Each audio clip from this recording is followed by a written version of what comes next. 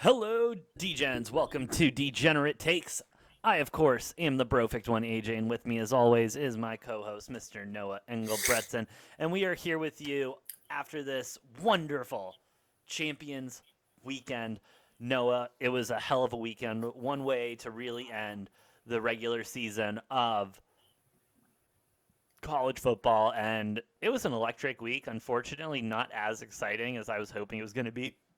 Definitely hoping for a couple more upsets here and there, a little bit more chaos in the college football committee. But I mean, the teams that won, that needed to win, that were supposed to win, and I think the college football playoffs is kind of shaken out, kind of how they should. What are your thoughts on it, generally going into it? Yeah, I mean, a couple of crazy finishes, but for the most part, nothing too crazy with these games. Fair amount of blowouts, actually. But Yeah, no, definitely a yeah, I don't know. fair amount of blowouts. Like, I mean, do you just want to jump right into it? Did we already talked about the Friday game, right? Oregon, Utah, and Western Did Kentucky, we? UTSA. Did we? Meet meet. No, I don't think we. I think you and I talked about it, but we didn't talk about it on the show. So let's go ahead and wrap it up really quick. Let's start with Western Kentucky Mm, going mm, mm, mm. to. No, We did talk about both of I those. thought Yeah, so. I thought yeah. so. You're throwing me off here, dude. I know it's been a long weekend for you, but I need you to stay with me a little bit on this. Get some hair of the dog, and let's get this day going. Anyway, we are gonna go ahead and go to Baylor, Oklahoma State. Baylor just coming out and not stomping on OK State, but definitely playing a lot better football than they did, beating them 21-16. I mean, this was the Baylor team that we kind of saw all year. They were really sketch and everything, but with that being said, they came up and showed out when they needed to in the end, and I think 11-2 represents their record very well, and I'm interested to see what they do next year. Yeah, this was a tough one to watch, man. The Big 12 officiating was just god fucking awful. Um, Basically, I don't want to say they pissed away the game for Oklahoma State because those four interceptions by Spencer Sanders didn't help. But I mean, holy shit, there were a handful of really, really bad calls that all went Baylor's way, it seemed like. Yeah, And that's, that and those interceptions are probably the two biggest difference makers in this game. honestly, yeah, these refs, I feel I was just not a fan of them all weekend. Not only college but pros as well. It was just kind of a shitty week to be an NFL official. What do you think? It depends. I mean, I think a lot of games were officiated just fine that I was watching. That was just the one that sticks out as one that there were a lot of errors, that questionable calls. Fair, fair. Now, with the season ending and everything, Baylor, Oklahoma State ending at 6-9. Do you think that is fair for both of them? Do you think they should be lower? Think they should be higher? No, Or do you want to do like rankings at the end? We can do rankings at the end. yeah, yeah, you can talk about that later. I mean, other than like the top four, I don't see why it really matters where anyone's ranked. Fair enough. All right. We'll talk about the top four and the rankings and everything at the end.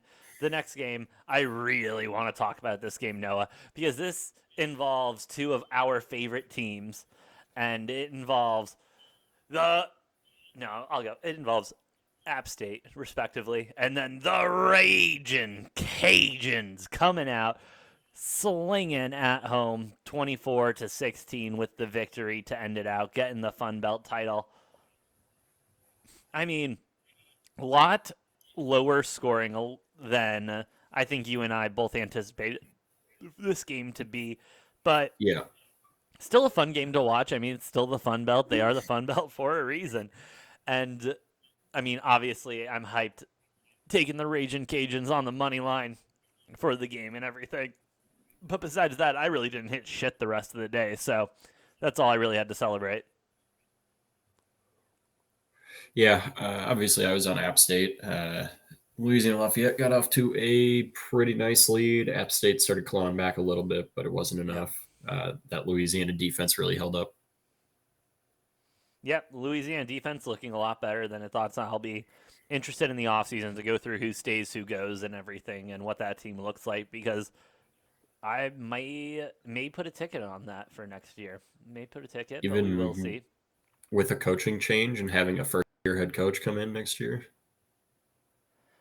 Yeah, even with that, because I believe that the culture and how this team plays is such a way that the new coach won't matter. Yeah, the new coach will come in, but there'll be too much of the old regime still there trying like with the same mentality and everything. So yeah, I like them. Again, doing research and everything, but early futures, maybe thinking about taking them to win the Fun Belt again. App State though looking damn good. All right. The game everyone wanted, the game everyone was talking about, the game that line did not move no matter how many people bet on one side because Vegas was certain they got it right, and they did get it right. They took everyone's money. Oh, no, I'm sorry. The Vid books got this win way wrong. Way wrong. The money. Oh, no, they didn't. I guess it depends on the way you look at it. Anyway, we're talking about Georgia, Alabama. Georgia losing miserably to Alabama 24-41. Alabama pretending that Georgia defense is nothing and kind of making all of us who hyped up this defense look a little foolish.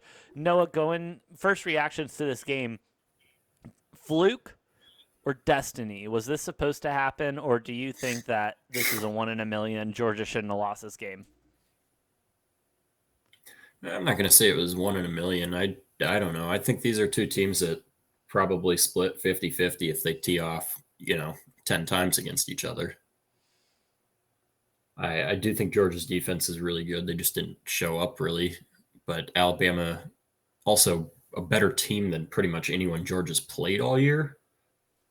And they kind of got smacked in the mouth. I don't know. They might have been coasting a bit too, just because they were, win or lose, they were in no matter Yeah, what.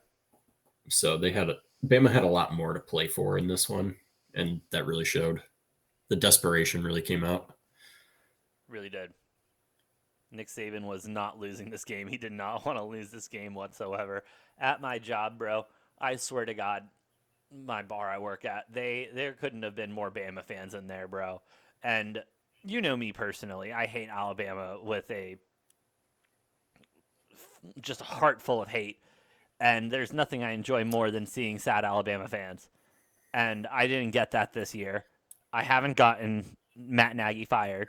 So I feel like I've been bad and I'm not and I'm going to get a lump of coal for Christmas. I'm not liking how this is trending right now, bro.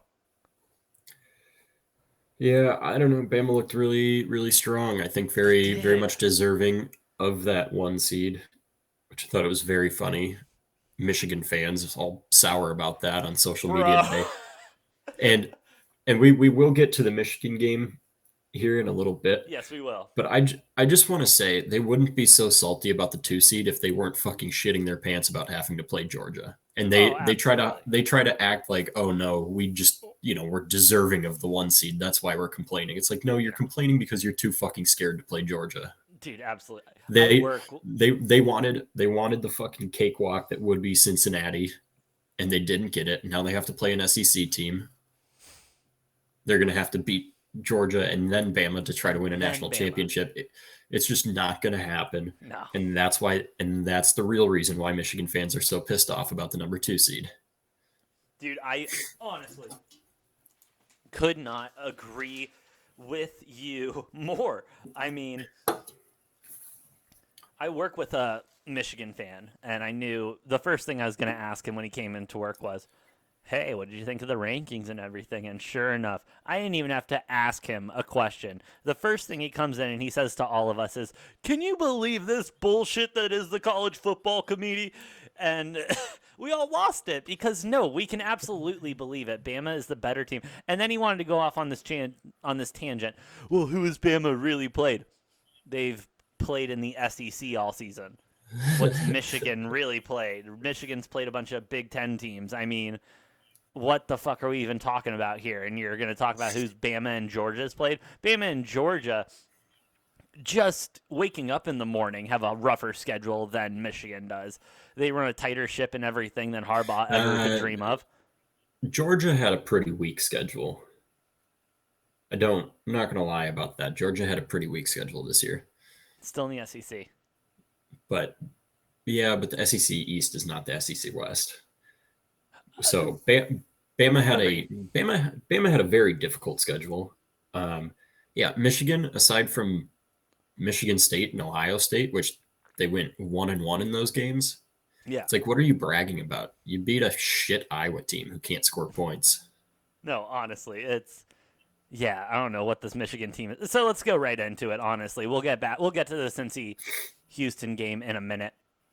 Michigan, Iowa. I mean, I wanted Hardbaugh to choke. I wanted this team to choke and everything, but the better team really came and won this game, and we saw that early. The moment I saw that first drive from Michigan, I knew I lost my bet. I knew there was no chance whatsoever. And I'm okay with that. I'm okay when a team loses outright like that, super bad, and I just know my money's gone. I know it, and that's fine with me. With that being said, though, this Michigan team did look very impressive. Looked kind of similar to the Alabama blowout to Georgia. And I can see that being one reason why maybe Michigan fans are a little bit upset. But regardless, you can't put Michigan above Bama. That just doesn't happen. Dude, I'm, but beating Georgia by 17 is way more impressive than beating fucking Iowa by 39. yeah, way more impressive. Considering it's number one, you're beating a number one versus a number 17. That's Let's keep just in mind simple math there. this is an Iowa team that only made it into the Big Ten championship because they needed help from Minnesota to beat Wisconsin. Seriously. And I like feel like I shouldn't have to. they needed Sorry. Oh, technical difficulties. Noah's trying to talk right now, and he's frozen.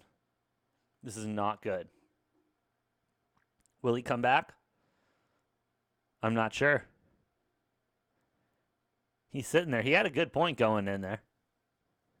I bet you he can hear me, and he just can't. Hello, Noah. Noah, can you hear me? I'm talking on a mic. Is that going to be a no from you, dog? Looks like it's going to be a no from him, dog. I may have to get him back.